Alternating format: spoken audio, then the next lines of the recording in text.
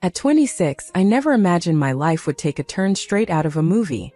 They say sometimes you need a little bad luck to find good fortune, and that's exactly how I met my ex-husband, Nicholas.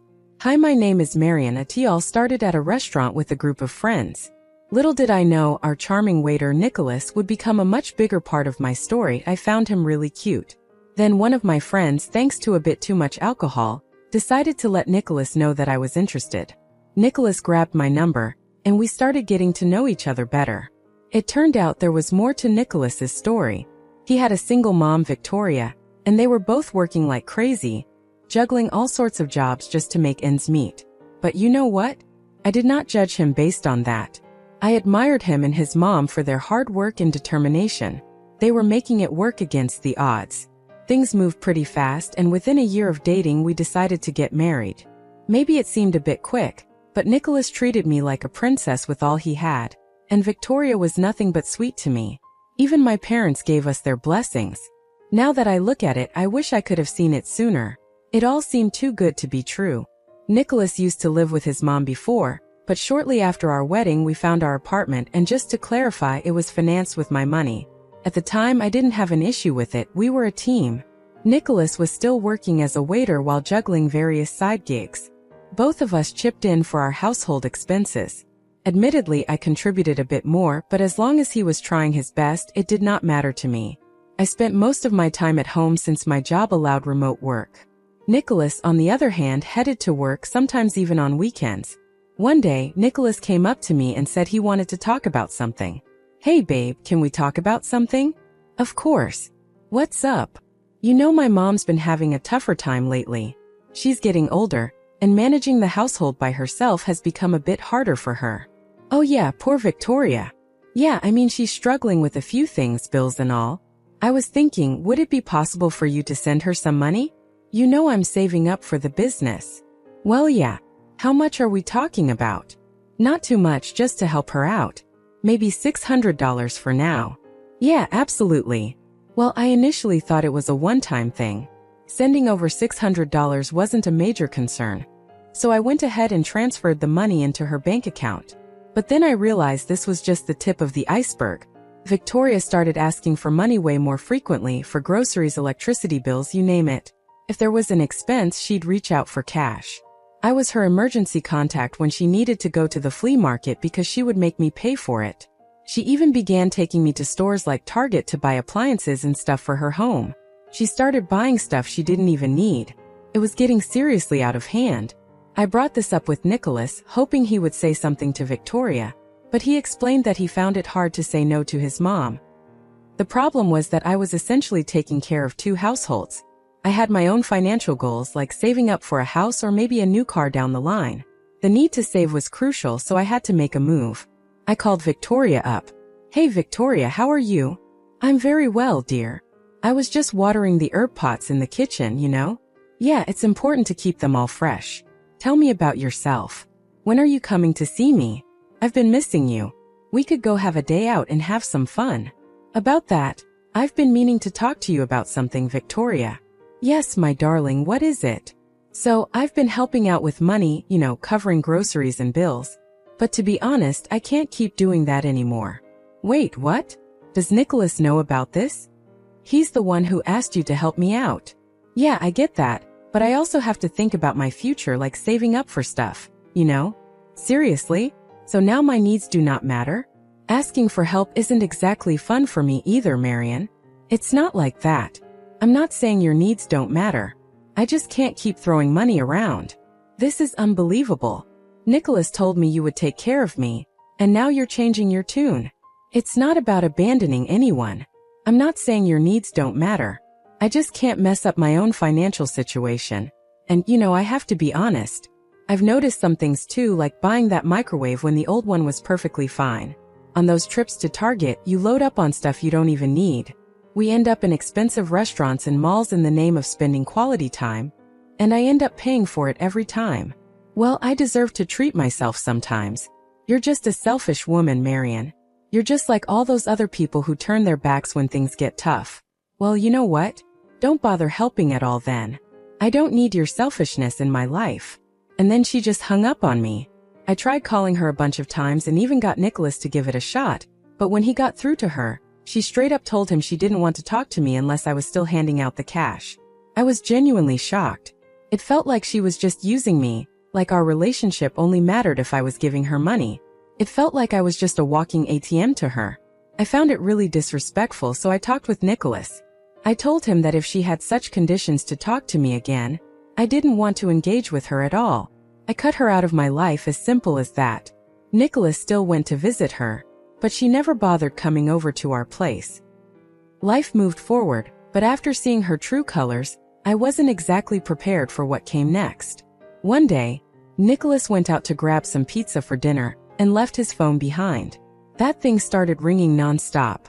Normally, I wouldn't snoop around on his phone, and he didn't check mine either. We had this unspoken understanding, you know? But I don't know what got into me that day. Curiosity, I guess. Thank goodness for that moment of curiosity, because when I picked up his phone, it was lighting up with calls from this person named Eliza. If memory serves me right, Eliza was his ex. I was beyond mad. How could Nicholas be doing this, staying in touch with his ex and not telling me about it? My mind was racing.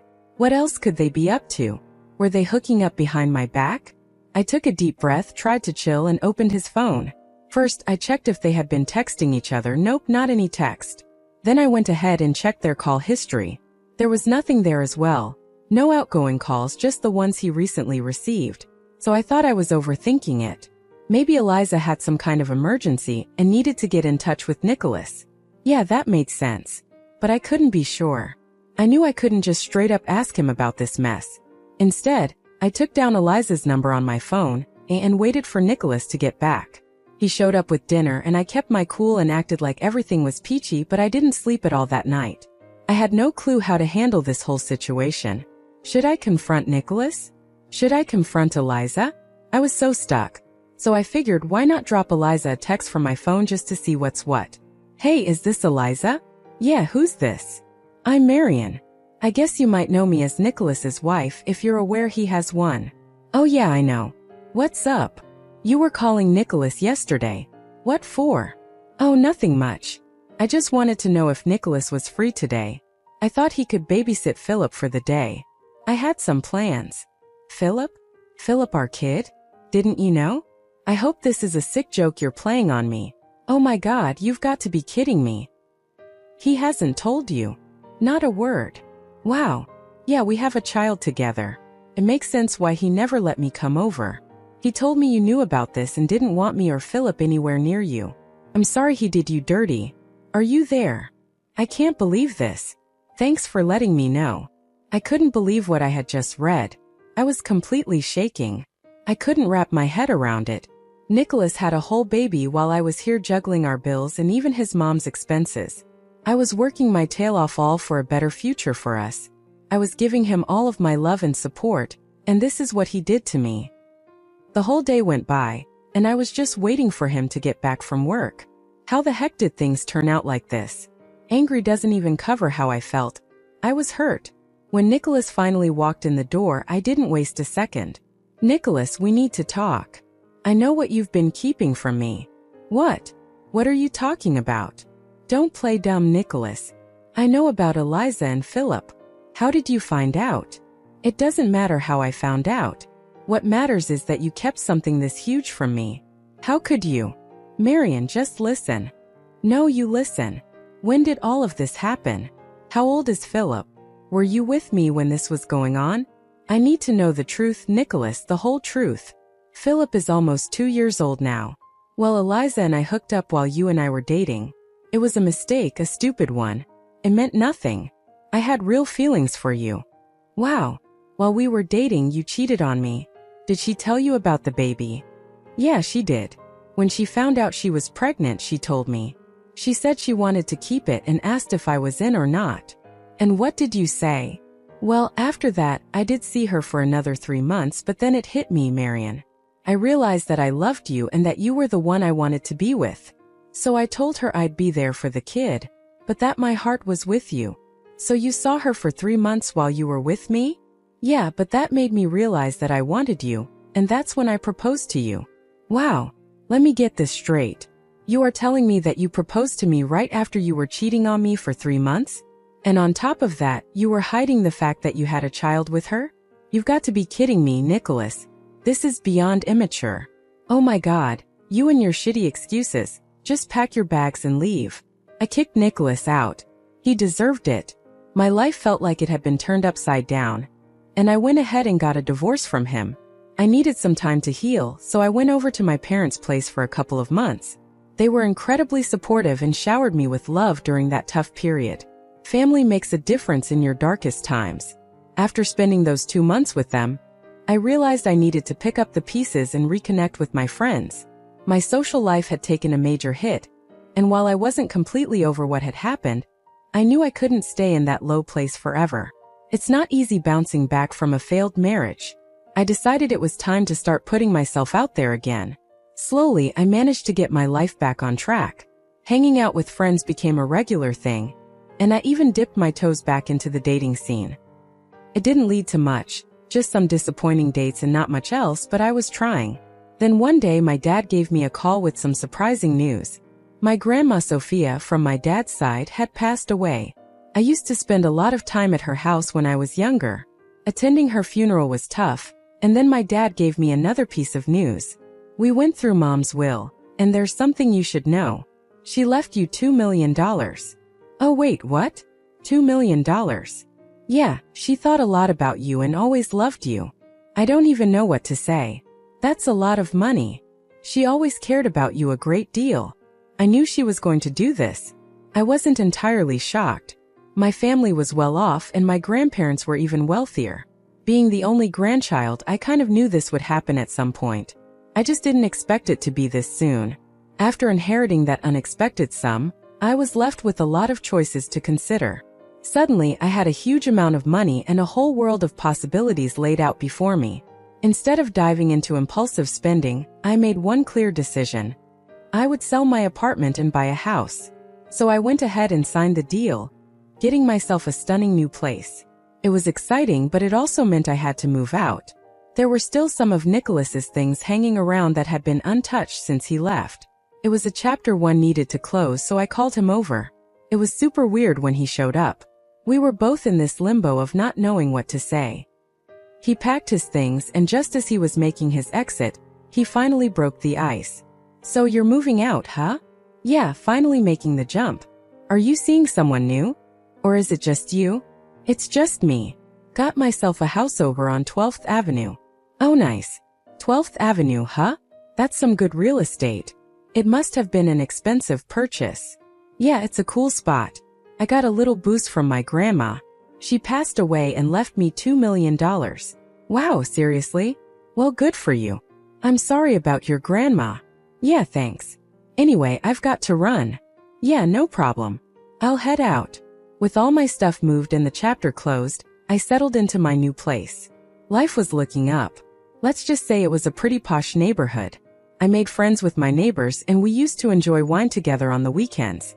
I even joined the local tennis club and started making some new friends. It was like a whole different upgrade. But then one fine day, someone I never expected to face again showed up at my doorstep. I opened the door and there she was, Victoria. I invited her in. I'm sorry about everything that went down between us. What are you doing here, Victoria? Well, I heard about your inheritance, and condolences for your grandma. Seriously. Why are you here, Victoria? Marion, let's try to put everything behind us. I want you to be a part of the family again. Are you serious right now, Victoria? You want me back in your life just because I have more money? I just want you to help me out. Helping you out? What do you mean? I bought myself a car on loan as soon as I heard about what your grandma left you. It's a pretty expensive car, about $100,000. I needed something more comfortable, for my age. Hold on a second, are you out of your mind? Why would I even buy that for you? Who exactly are you to me? Look, I know we had our differences, but let's just keep this family together. What family? Didn't Nicholas tell you we got divorced 7 months ago? What? No, he didn't. He said you bought this house for Nicholas and yourself. Victoria, your son had a child with another woman. He was hiding that from me, and I divorced him 7 months ago. Nicholas didn't tell me any of this. If you guys are not together, Where has he been living all this time? I don't know. Maybe ask your son. I can't believe this. Well, maybe believe it. And you know what's funny? Both of you are being selfish. You're here only because you need money just like before, and Nicholas has been lying to you and the whole world about God knows what. It's not like that, Marion. How am I going to pay for the car? You can't leave me hanging like this. Save it. I've had enough of this. Just leave Victoria. I don't want anything to do with you, your son, or your problems anymore. I basically showed Victoria the door and gave her a piece of my mind. Seriously, I couldn't believe how greedy someone could be. And Nicholas, man, that guy was a master liar. He'd been feeding his mom a load of BS about us being together. Like, where was he even crashing during that time? Who lies about stuff like that? I bought a house for both of us? What a joke. It was like he was playing make-believe. Nicholas was acting like a kid, making up stories for his mom and who knows who else. It was just ridiculous. Later that day, I got some text from Nicholas. Hey Marion. I'm really sorry about my mom showing up like that. Can you just leave me alone? I'm disgusted by all your lies right now. How could you even lie about this to your mom?